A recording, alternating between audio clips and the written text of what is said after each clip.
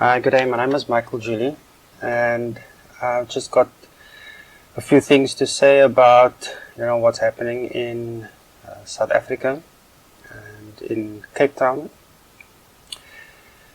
with regards to our food systems and how this virus has just highlighted how inadequate our financial system, our economic system is, to support the majority of the people in not only in the city of Cape Town, but in South Africa and also the world. So it's important to me to know why I do things before I know how to do it.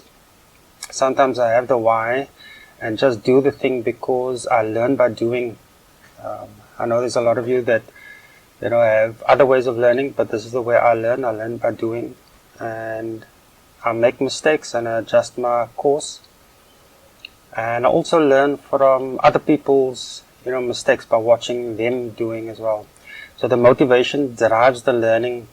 So the question is, why do I grow my own vegetables? Well, there's an attack on our food system as well as our health. Using law to control land, seeds, as well as the means of food production and distribution, we are being enslaved to the system. South Africa is a testing ground for growing genetically modified organisms, and their main ingredient in their herbicides and pesticides, namely glyphosate, is causing havoc with our gut biome, which by the way is also referred to as our second brain. So, if you control people's health, you control their life. In South Africa, the biggest culprits in our food chain are the big supermarkets who have a parasitic relationship with our farmers and customers. They control prices by offering lower prices to farmers and charging customers a fortune. To feed a family of 4, 3 healthy organic meals per day for a month costs about double the minimum wage. And consider that there are millions of people that are unemployed. For this reason, we should take control of our food system by growing our own food, or if you can afford it, purchase directly from farmers using agroecological methods, and boycott big supermarkets and their subsidiaries until they develop a more symbiotic relationship with us as their customers and the farmers. Okay, so before we can start growing vegetables, we need access to land, compost, water, and seeds. Because money is an issue, we should as far as possible remove it from our food system because it creates and perpetuates poverty. The first problem, which is land, is a huge one. However, we could use public land, but we run the risk of our gardens being demolished by council or government.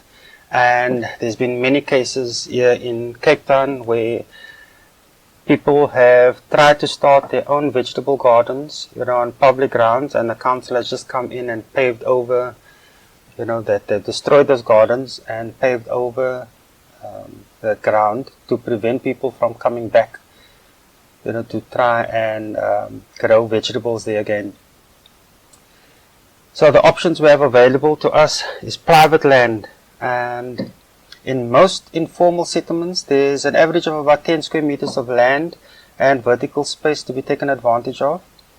And in communities such as, our Parkwoods and Nova Parks, people also have about 10 to 20 square meters of grounds in which they can use to grow vegetables. And with regards to the apartment blocks, in those areas, there's usually at the bottom, there's about 10 to 20 square meters of grounds in the ground floor flats, and at the ends of the blocks, there's also grounds which can be used to grow vegetables. Okay, you can't grow enough to support your family, but if it's done as a community on a large scale, all those 10 to 20 square meters of grounds could end up being, quite a large surface area, which we can utilize. And if we go into, suburbs around those areas like Grassy Park, maybe even Lotus River, and what else is next to parkwood? Fairways. Then we've got access to about 50 to 200 square meters of grounds, which can be utilized to grow vegetables as well. Yeah, so that's quite a bit of land. If you take 100 square meters and 100 households, so you're looking at about 10,000 square meters, which is, a hectare of grounds, and there's many more houses in those areas, probably 500 to 1,000 houses, so we have lots of grounds available to us which we can utilize. And at the moment there's no law against us growing our own vegetables on our properties. Okay, sorry, I'm just reading this off from something that I wrote down, so I don't want to forget anything. Okay, with regards to compost, or also known as black gold, we should be doing our own composting, whether it's just piles on the ground or using barrels, worm farms. We should be making our own liquid fertilizer, and also to enrich that compost, with manure coming from rabbits and chickens, which are also very good sources of manure for our compost heaps. We can sort this problem out. No cut grass should be leaving our communities. Cut grass and leaves can be used to make compost, and it can be used as mulch to protect the soil, prevent weeds from growing, and also reduce water consumption. It feeds the soil. Eventually, when that cut grass and those leaves break down, it feeds the soil, and all we do is just pile on more mulch on top of that, which eventually breaks down, feeds the soil even more, and also feeds the organisms at the bottom, which breaks those things down, and that also enriches the soil. So we should be looking after the soil. That is why land is so important, and the move to remove land from us is so critical. So we should be looking after our land and our soil and enriching it, because when we look after that, then things will just grow naturally, easily, without much effort, and it will grow in abundance.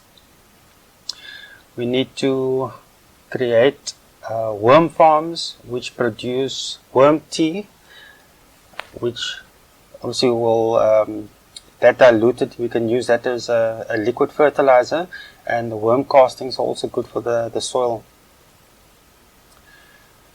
Okay, a worm farm is as simple as using two 20-liter buckets, one placed into the other. The top bucket should have small holes at the bottom so that the juices can drain through it. We can just use orange and onion skin bags at the bottom to act as a filter to prevent the holes from getting clogged from the soil on top. Besides veggie scraps, newspaper can be used in the worm farm as well. One of the lids can be used to cover the top bucket, and in a couple of weeks the bucket can be separated, and the worm tea that has been collecting in the bottom bucket can be used and mixed with water that can be added to our veggies and our fruit trees. So all your veggie scraps can go into the top bucket and give a feast for those worms, the earthworms, and eventually we will have that worm tea which we can use as a liquid fertilizer. Okay, chickens eat weeds, grass, and bugs, so nothing goes to waste in our gardens. 2-liter plastic bottles and old used tires can be used to take advantage of vertical space in gardens, as well as gutters. Well, not the gutters on your house, but we can use gutters, fix it to walls, or just elevate it above the ground to take advantage of vertical space. Okay, we can use tires to grow potatoes, and the plastic bottles can be used to grow leafy vegetables, herbs, and strawberries. You can even use those downpipes or the gutters to grow strawberries. And yeah, plastic bottles, if you cut the bottoms off and you pile them upside down, you stack them one on top of the other, cut little windows into the plastic bottles with the little flaps pointing up, and then we fill that space with soil. We can use those little windows and grow lettuce, rocket, and herbs out of that. And just think of it, if you've got a section of your house that gets quite a bit of heat and you want it to be cooled down, if you grow things all along that wall, once all that vegetation starts to cover that wall, it will actually reduce the amount of heat that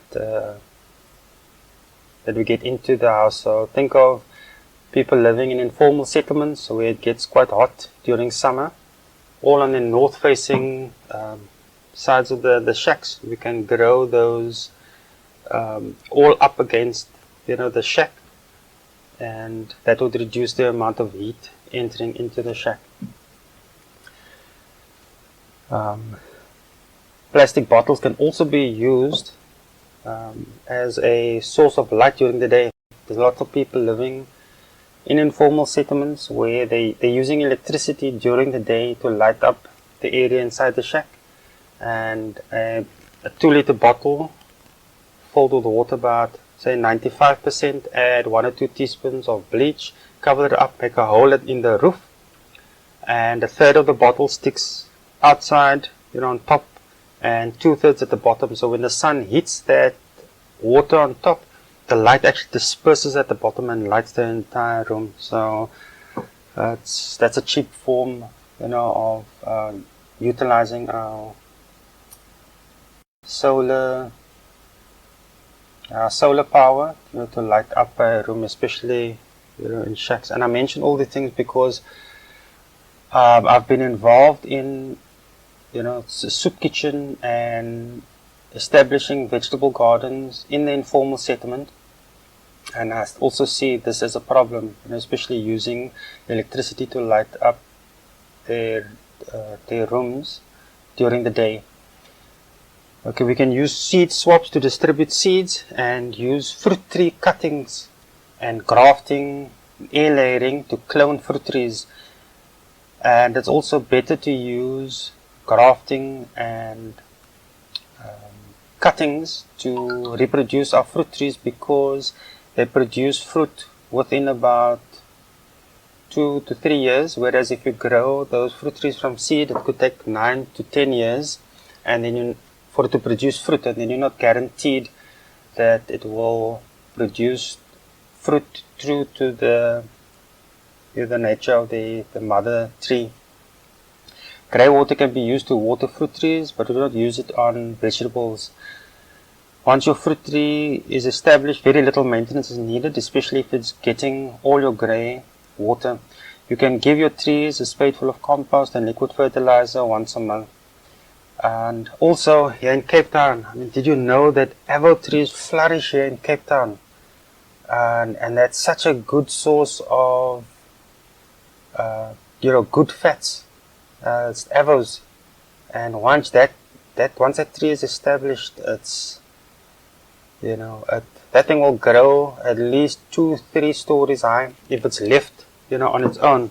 Obviously for us, we would have to keep it small as possible, within about say 2 to 3 meters maybe, so that we've got access to it and it doesn't affect properties around us. Yeah, I remember years ago when my mother used to work at the shop there in where Maynard Mall is at the moment. There was a tree there that was at least 3 stories high, an avo tree, and that thing was packed with avos. And on a Saturday when we used to go and pick her up, I used to sit in the car and look at this tree and think, how do I get up into this tree, to get those avos, they were huge and they were in abundance. And through our capitalist system, eventually that shop was, it's a big supermarket. That supermarket was thrown down or demolished, and the mall was built there, and now that tree, is gone. So there's no stopping, capitalism from destroying our source of food. Okay, I said already, we can use seed swaps to distribute seeds and use, fruit tree cuttings.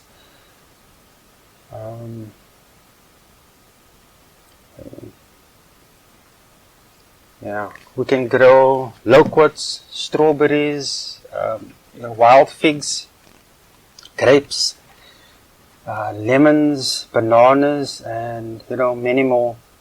We just need to start. We need to observe, see what else is growing, see what is established, and just duplicate that. And through our trials and tests, we can share information with each other, so that we all can benefit. This needs to be, our food system needs to be removed from the traditional system. Well, I call it traditional system. Our traditional system is actually growing our own food. So this system that has come in and taken over our traditional system is causing havoc with our food system. Yeah, the easiest way, if you've got grounds, or to grow things, is in a food forest. If you go into a forest and you remove that bottom layer of leaves, you will see that soil is black and it's rich. It's really good organic compost that is made without any effort. So if we can grow a few fruit trees, and where things can just grow naturally underneath, especially our vegetables, then all we do is employ a chop and drop system, where we chop branches and we take leaves off and we just drop it to the ground, and that will protect our layer of soil and also eventually feed the grounds. In my garden, things like fennel, celery, our tomatoes, they all just grow naturally. They pop up all over the garden. My berry plants as well, especially gooseberries, that pops up all over. So I don't even have to catch that seeds at the end of the season. I can just let them get established in the ground and remove those seedlings, which I can move to a spot where I want it, or to swap or give away to other people. So get your gardens started. At the moment I've got loads of gooseberry, I've got what else, celery seedlings, with fennel, which I can just give away or swap with whatever seedlings you've got. Okay, there's very little work to do, and I said that there's very little work to do in a food forest. Okay, so the main thing, guys, is just to to get started, to just do it and learn as you go along, or learn from from others that are doing it a bit longer than what you are doing. If you can find somebody that has a garden that's already established, or a little farm, then just find out if you can go volunteer there for an hour or two a week, and so you will learn and just get started. A lot of it is by observation, so you can observe what works and what doesn't work in your little system, and concentrate on the things that work. And then what we can do is, if you can grow vegetables but not fruit trees, then we just barter with each other. Barter with somebody that has vegetables and you've got fruit trees, and it's according to whatever you need. We should try and not put a value on on food. If somebody has a family and they need 10 lemons, for example, and you've got that in abundance, and you need a kilogram of spinach, and somebody has an abundance of spinach, then we should just swap it out. There's no hoarding, no dumping. Well, in our case, any excess stuff that can't be distributed will go back into the soil again, into our worm farms, into our compost heaps. So we should learn the old ways of doing things, and also learn to live as a community. Okay, if you guys have any questions, you can connect on. There's a Facebook page called Project Grow, and just look out for that, specifically the one for Cape Town and South Africa. And there's also a Facebook page which is out there called Veggie Gardeners Western Cape, where we can start exchanging information. Yeah, and let's do this. Let's overgrow the system and make food, especially vegetables and fruit, in such an abundance that it will be difficult to put a value to it, because that's a capitalist system. Scarcity increases prices, so let's overgrow the system and flood the system with food. Okay, peace.